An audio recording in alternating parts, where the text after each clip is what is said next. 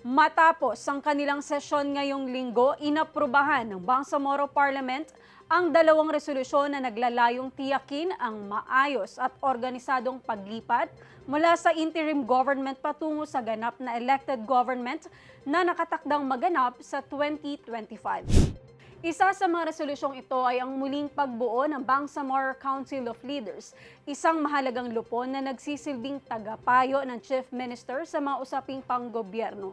Binigyang diin ng mga mambabatas na kinakailangang sumalamin ang bagong komposisyon ng konseho sa kasalukuyang political at sektoral na kalagayan ng rehiyon upang mas maging epektibo ang kanilang papel. Samantala, hiniling ng pangalawang resolusyon na buuin ng Office of the Chief Minister at Office of the Parliament Speaker ang isang technical working group na siyang mamamahala sa mga kinakailangang dokumento at pagpaplano para sa maayos at sistematikong turnover ng Bangsamoro Transition Authority patungo sa unang ganap na halal na Bangsamoro Parliament.